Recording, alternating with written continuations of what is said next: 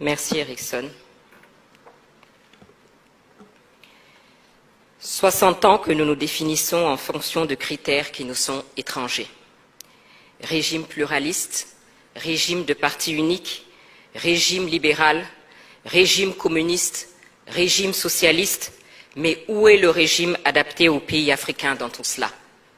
60 ans de mascarade électorale, tenez-vous bien, entre 1960 et 1989, sur 102 élections présidentielles, le président en exercice a remporté les élections avec en moyenne 92%.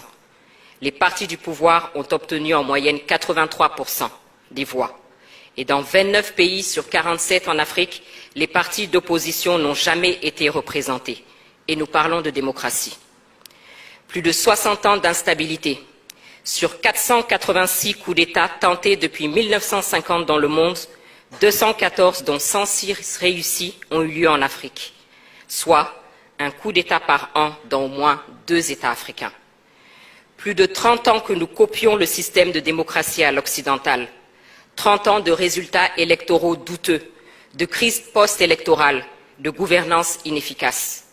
30 ans de dépenses exorbitantes dans un océan de misère où le minimum n'est pas assuré. 125 milliards de dollars ont été dépensés entre 2000 et 2018 en Afrique subsaharienne pour organiser des élections. Combien d'hôpitaux, combien d'écoles, combien d'infrastructures aurait-on pu construire avec cela? 30 ans d'exercice de pouvoir par des dirigeants plus préoccupés par leur propre survie que par le bien-être de leur peuple. Des dirigeants illégitimes aux yeux des citoyens et cherchant plutôt à maintenir des systèmes autocratiques.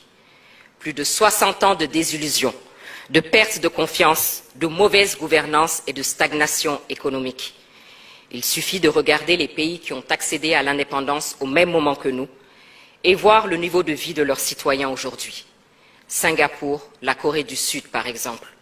Il suffit de regarder le niveau de vie de certains pays auxquels il n'est pas systématiquement rappelé l'importance de la démocratie. Les Émirats arabes unis, par exemple.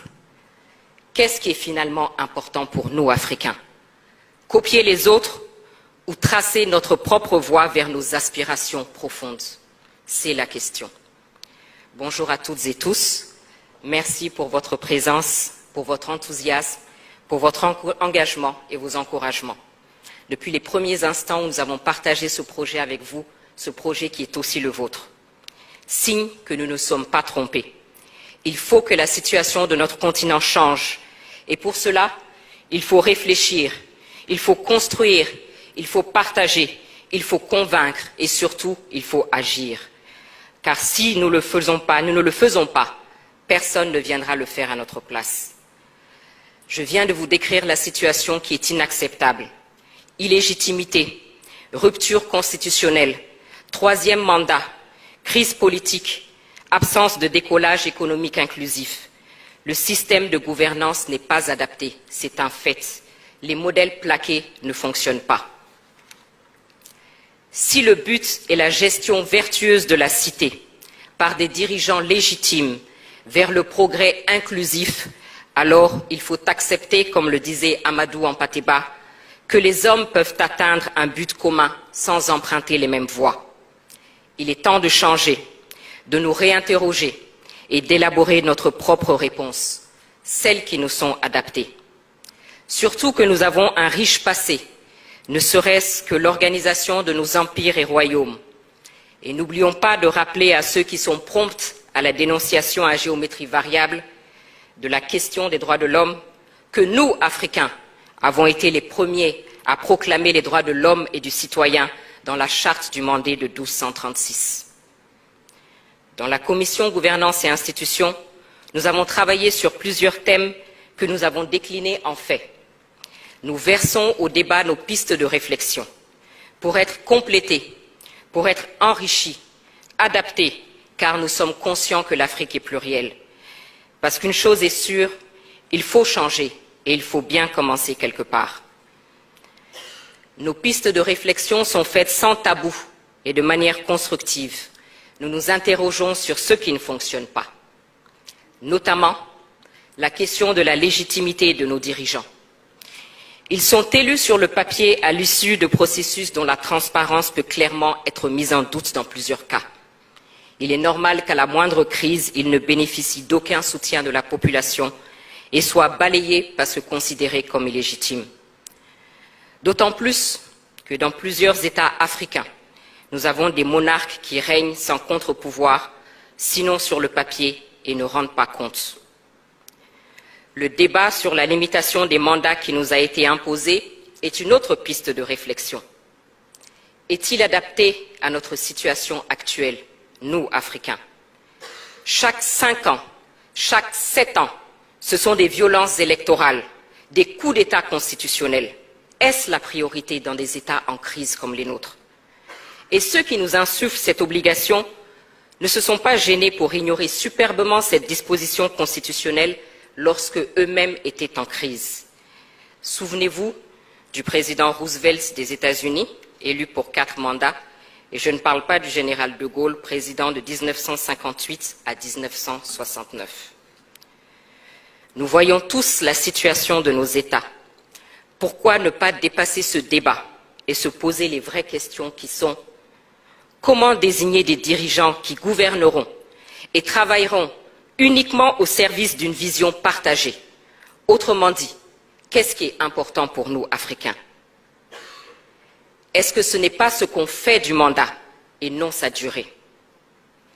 Et face à un dirigeant dont le pouvoir dévie, il faut avec responsabilité réfléchir aux mécanismes de destitution, des mécanismes connus de tous et encadrés. Parce qu'actuellement, vous l'aurez constaté, le mode de destitution le plus utilisé est le coup d'État. Les coups d'État, parlons-en. Un proverbe malien dit qu'après une chute, ne t'intéresse pas au lieu de ta chute, mais à ceux qui t'a fait tomber. Au-delà des condamnations quasi automatiques, ne faut-il pas s'interroger sur la cause de ces coups d'État? Et pourquoi ils suscitent à chaque fois un espoir de changement pour nos populations? Mais également, ne faut-il pas que nous arrêtions les faux fuyants et que nous considérions la question de l'armée, qui est clairement un acteur à part entière dont il faut définir le rôle? À côté de nos dirigeants, la question des acteurs de la gestion de la cité, le citoyen, la société civile et les partis politiques est aussi une piste de réflexion. Le citoyen a voix au chapitre uniquement au moment des élections. Nos sociétés civiles sont moribondes ou devenues des instruments aux mains des puissances étrangères. Et les partis politiques voient leur nombre exploser et sont souvent devenus des moyens d'accéder aux postes ministériels ou autres avantages plutôt que de participer à faire avancer le débat. J'ai parlé de légitimité tout à l'heure. Justement, ceux qui en bénéficient sont nos légitimités traditionnelles, dont la place est connue, acceptée, respectée de tous. Ne devrions-nous pas leur redonner leur place, les remettre au centre, à équidistance des jeux politiques et assurer leur indépendance financière? Ces pistes de réflexion sur lesquelles nous travaillons concernent donc nos institutions internes, bien entendu, mais cela est valable pour nos institutions régionales et sous-régionales.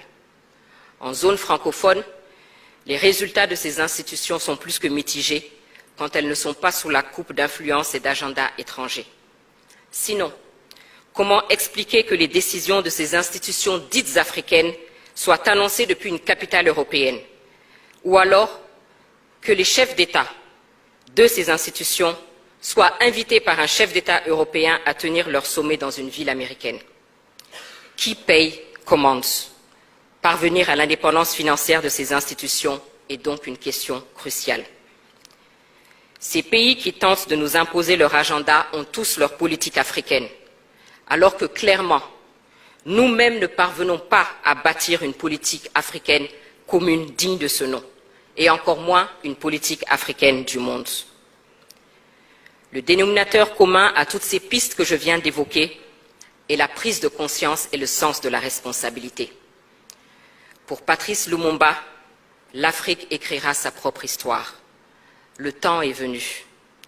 Le temps est venu sans idéalisme, sans tabou, et en ayant le courage de remettre en cause certains principes érigés en dogme, et en ayant à l'esprit les besoins réels de nos concitoyens, le temps est venu de rechercher nos propres réponses. Et c'est ce que nous essayons de faire parce que personne ne viendra le faire à notre place. Je vous remercie.